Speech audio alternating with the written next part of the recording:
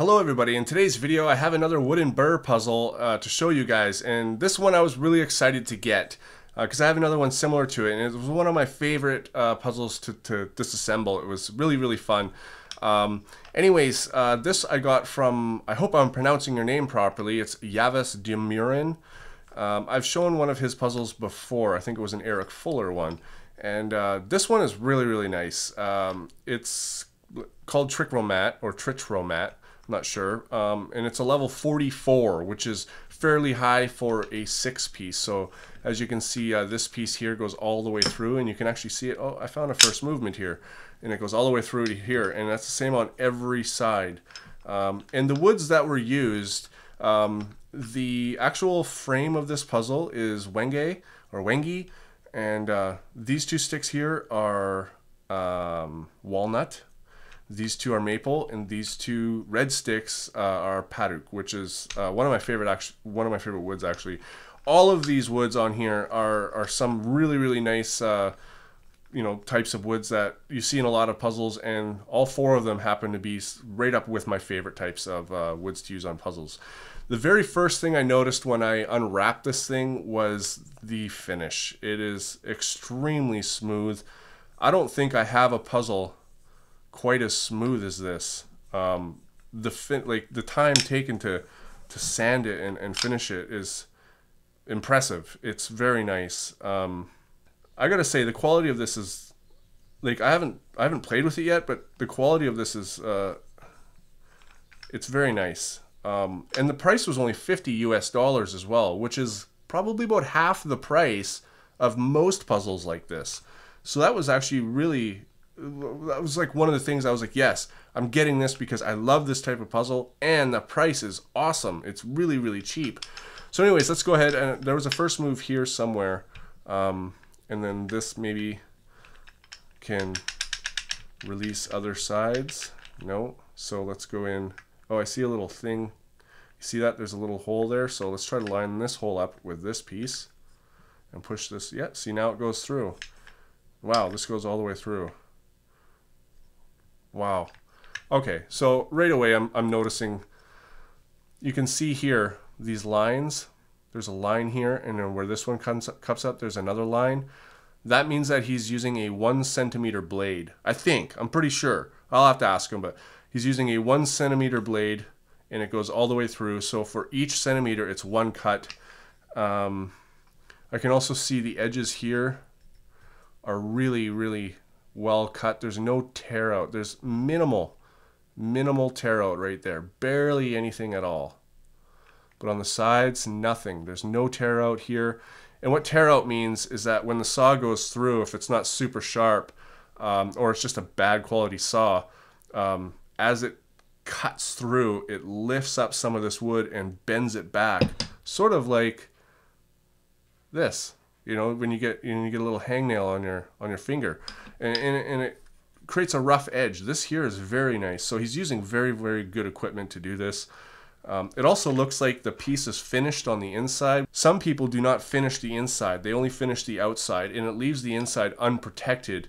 But I would think, because I can't scrape any of this off, it's not wax. It's got to be an oil, something that the wood is absorbing.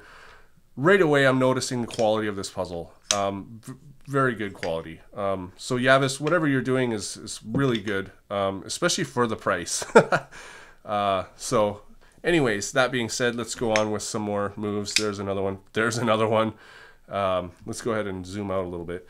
So let me just see if I can put this back. So first move, second move, third, fourth. What else moves here?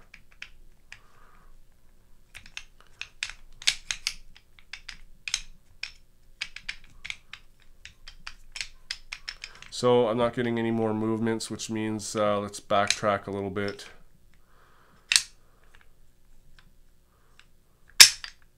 Yep, there it is. So as you can see, this one can't come down, but if you move this one back, now it can come down, which will probably most likely release another movement somewhere. So we've got that piece down. I'm not going to spend too much time on this. Now see, we can move this one back and forth, and this one. So what does that move? Let's try this. No, let's try this. Yep, see, there we goes with another one. And this one can move this way as well. Let's see if that'll... I have a feeling this one here can move. Yes, it can. Perfect. And now this can go back down. See, anyways, I'm just fiddling around with it, and I'm already finding like a ton of movement on here. So I can't wait to continue playing with this. So I'm going to come back when I've played with it more. I'm going to give it a little rest. I'll probably play with it tomorrow, but I'll come back when it's completely disassembled and show you the puzzle then. Alright guys, so it's not a part, but I just want to let you know that I did contact Yavis, and it turns out that he does use 1 centimeter blades. He does finish the inside. Another thing that I also found as well is something that not a lot of people take the time to do, which is a really good thing, is this piece here can't be cut out with the saw because it would also cut out this little corner here too. It's called being notchable. And what he's done is most people would just cut this straight off, this piece. They'd cut that off and they'd cut another one of these blocks and glue it on. Sometimes they'd put a little pin in there, but it's never as stable as being the original wood. Like the fiber is still contact, right? So what he's done is he's actually taken the time to cut that little piece out by hand, which is no easy task to get it really, really well done. So that is an extremely well quality puzzle. The only person I've ever seen to do that is Maurice Vigouroux from Artoludes, and this makes it last a lot longer. So I'm impressed. So anyways, I am going to now I will come back when it's disassembled. Alright everybody, so as you can see, I've got this thing completely disassembled. In over 3 days. It took me about 4.5 hours. There's a couple of spots where you kind of go in a direction and then all of a sudden you get stuck and you have to come back. But in the end, I did end up getting it, and I kind of felt like I was going back and forth. And somebody on Facebook also told me that too. Like you kind of go forward and then you like backtrack and then go forward and backtrack, and you're still making progress.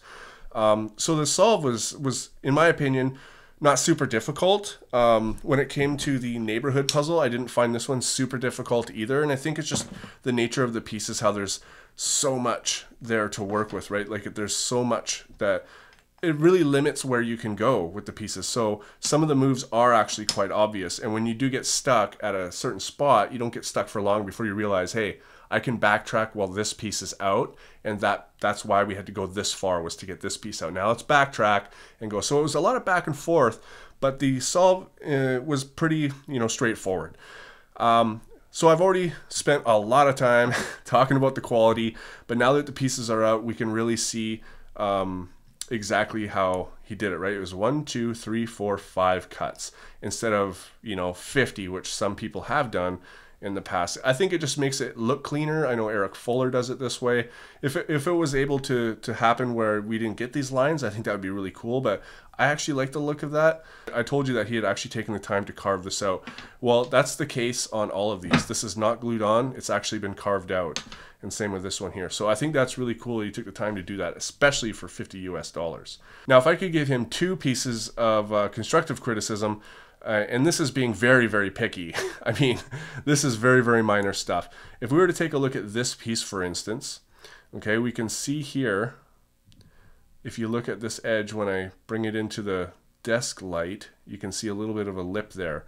And because when he's carved this out, he's actually left a bit there. So there is a bit of a lip, and that could have been easily taken off with just a couple of, with the chisel or whatever. I mean, it doesn't affect performance at all, but I know talking with Yavis over, email, he seems to be concerned a bit with his quality, but I mean, if I'm going to give you some criticism on your quality, that would be one little thing. It's not a big deal at all. And then what would be another one here? I think it's on this piece here. You can see here that it is kind of cut, not perfectly with this one, but again, it doesn't affect performance at all. This piece is still going to last for a really, really long time, and I think that is being super picky. You know what I mean? Other than that, the puzzle is perfect, and I really, really enjoy it. So anyways, sorry I spent so much time on this video going over the quality of it and stuff, but as somebody I've never bought from before, I'd like to kind of show you what he does in detail. So If I buy something from him again, I won't go so far into detail. But anyway, so I'm going to put this thing back together using the Burr Tools file, and then I'll come back. All right, so I've got this thing back together, and super fun. It was a little bit difficult to put it back together with the Burr Tools files, a little bit of balancing of the pieces at first. But other than that, it's super awesome puzzle. I really, really enjoyed the solve of this. So anyways, work by Yavis Demurin, very good. So thanks for watching, guys, and I'll see you on my next video.